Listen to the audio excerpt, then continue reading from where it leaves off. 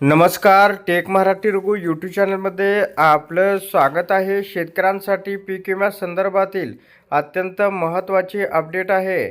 प्रधानमंत्री फसल विमा योजनेच्या अधिकृत ट्विटर हँडलवरती ही माहिती देण्यात आलेली आहे. रब्बी 2025-26 फसल विमा सप्ताह अपनी मेहनत की कमाई को मौसम की मार से बचाए। रब्बी 2025-26 के लिए पीएमएफबीवाई में पंजीकरण जरूर कराएं। प्रधानमंत्री फसल बीमा योजना के साथ करें फसल की सुरक्षा। पंजीकरण तिथि 1 दिसंबर से 31 दिसंबर 2025 तक।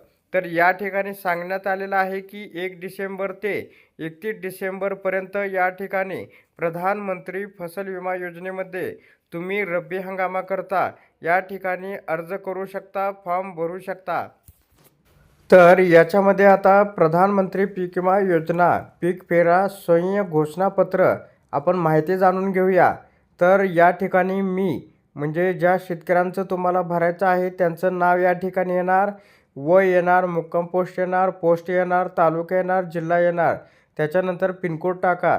त्याच्यानंतर खाली शेतकरी रहिवासी असून माझे शेतजमीन 8 उतार्याचे नावे मोजे या ठिकाणी गावाचं नाव येणार, एकूण क्षेत्र किती आहे ते येणार, हेक्टर आर एवढे असून त्यापैकी सन 2025-26 करता रब्बी खरीप आहे तर इथे रब्बी करायचं आहे।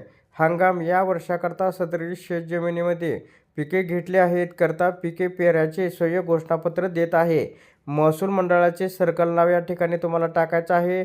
सर्वे गट क्रमांक, खाते क्रमांक, पिकांचे नाव, क्षेत्र हेक्टर आर, लागवडीचा दिनांक तुम्हाला टाकायचा आहे। त्याच्यानंतर बँक शाखेचे नाव, शाखाचे नाव, IFSC कोड, बँक खाते क्रमांक, आधार क्रमांक, मोबाईल क्रमांक आणि फार्मर ID सुद्धा या ठिकाणी टाकायचा आहे। त्याच्यानंतर खालच्या साईडला स्थळ ठिकाण टाकायचं आहे, दिनांक तुम्हाला या ठिकाणी करायचा आहे। आता या ठिकाणी शेतकरी सही आहे तर स्वाक्षरी, अंगठा वगैरे जे आहे ते तुम्हाला याच्यामध्ये साईन करायचे किंवा अंगठा करायचा आहे। तर अशा प्रकारे शेतकऱ्यांसाठी ही अत्यंत महत्त्वाची अपडेट होती।